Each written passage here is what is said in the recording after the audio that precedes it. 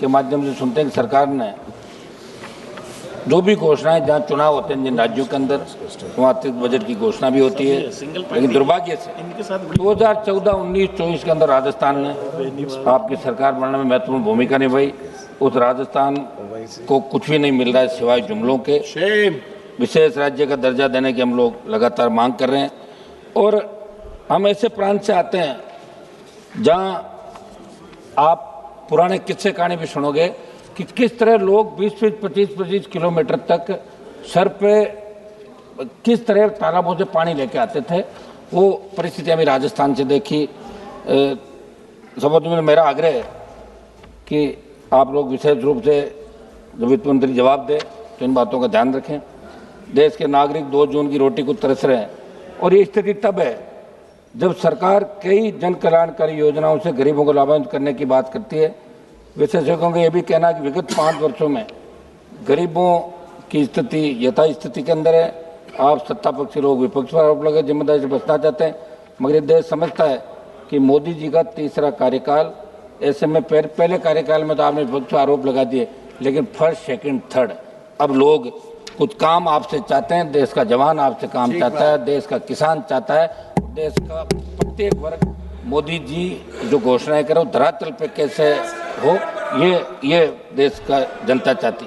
बेरोजगारी और भ्रष्टाचार, मोदी जी, वित्त मंत्री जी, सदन के माध्यम से बताना चाहता हूँ, पिछले कुछ वर्षों में बेरोजगारी की समस्या के समाधान भाषण तो बहुत है इस सदन में भी और सदन के बाहर भी, लेकिन दुर्भाग्य से बेरोजगारी को रोकने के ठोस समाधान आप लोगों ने नहीं किए। खाली पद भरे हुए हैं। केंद्र की जितने भी नौकरियां, स्टेट की आप देख लीजिए।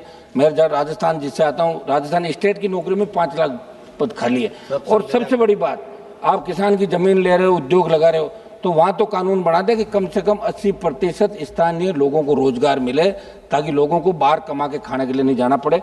ये बेरोजगारी की ऐसी समस्या है कि इसका अगर आपने इलाज नहीं किया, वो दिन दूर नहीं जब बेरोजगार खुद अपना हक अधिकार मांगने की राजधानी को घेर लेगा और आप देखते रह जाओगे जैसा दूसरे राज्यों के अंदर हो रहा है। तो नौजवान का विशेष रूप से आप ध्यान रखें, क्योंकि नौजवानों ने तीसरी बार आपको सत्ता सौंपी है।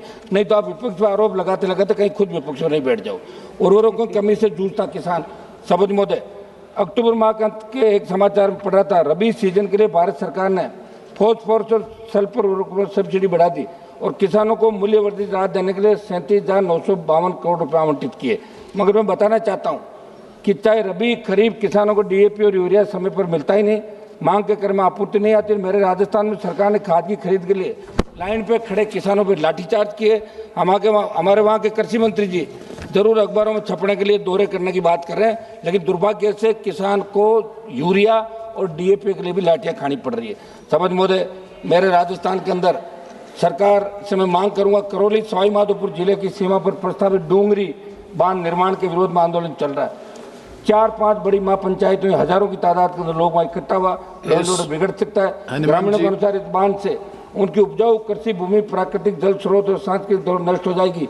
साथ ही रणथंभौर टाइगर रिजर्व और कैला देवी वन्य जीव अभियान का 22 से 37 वर्ग किलोमीटर हिस्सा भी डूब क्षेत्र में आ सकता है, जिससे पर्यावरण को गंभीर नुकसान होगा। साथ ही पहले चरण में छिंतर गाँव के लगभग 50,000 दलित, आदिवासी, मीना, गुर्जर और किसान परिवारों के विस्थापन का भी खतरा है। सरकार इस पर पुनर्विचार करे। सभापति महोदय, मैं एक मिनट, सभापति महोदय, समाप्त। हम वो लोग हैं जो कोरम को पूरा रखते हैं लास्ट तक। आप इस तरह नहीं करें, 1-2 मिनट एक्स्ट्रा देर, आप खुद सिंगल मेंबर पार्टी से आते हैं, आप 15 बोले समय। सभापति महोदय, एमएसपी को कानूनी दायरे में लाकर किसानों की कर्ज माफी की बात तो मैं कर रहा हूँ कि किसान का संपूर्ण कर्जा माफ करे, एमएसपी खरीदो। आपने राइडर हटा दिया, पहले 25 क्विंटल खरीदते थे, अब 40 कर दिया, लेकिन टोकन जो है वो आपके नहीं हो रहे। और मैं राजस्थान का एक आंकड़ा बताऊंगा जिसमें 2,81,350 मेट्रिक टन मूंग में 42,000 मेट्रिक टन मूंगफली का अनुमानित उत्पादन हुआ। आप कहते हैं एमएसपी 25% जीन्स खरीदते हैं, लेकिन 10% आप कंक्लूडिंग रिमार्क्स एक सेंटेंस से कंक्लूड करो ना। महंगाई को नियंत्रण करें साहब, तेल गैस किस तरह बढ़ रही है, किसानों के जो खनन पट्टे हैं उनके खातेदारी के अंदर दिए जाए।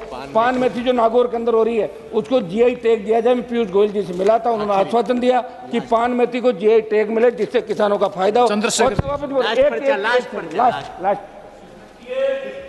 वापसी के जो मामले हो रहे हैं वित्त मंत्री जी, यहाँ स्टेट की जो डीएलसी वो बहुत कम है। और बाजार मूल्य जमीन का 25 लाख और आप दे रहे हो डीएलसी से 5 गुना। मेरे वहाँ 35,000 डीएलसी है, 20,000 डीएलसी से 1 लाख मिलेगा। धन्यवाद, मेरी धन्यवाद। एक मिनट समाप्त तो करना था, समाप्त करो ना। आप एक सेकंड में ये बोल देता हूँ साहब, ये लास्ट चंद्रशेखर जी प्लीज। एक सेकंड साहब, समाप्त करने दो साहब, मैं मांग करूंगा। हनुमान बनवारी जी नहीं समाप्त करेगा। आप चंद्रशेखर जी। धन्यवाद सभापति जी। सदन के सभी सम्मानित सदस्यों को कंक्लूडिंग सेंटेंस आप कंक्लूड करो, विद एक सेंटेंस से कंक्लूड करो। चंद्रशेखर जी एक सेकंड।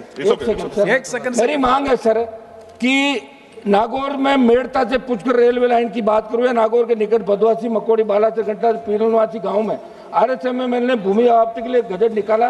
किसानों की मंशा के खिलाफ ऐसे सैकड़ों उदाहरण मिल जाएंगे।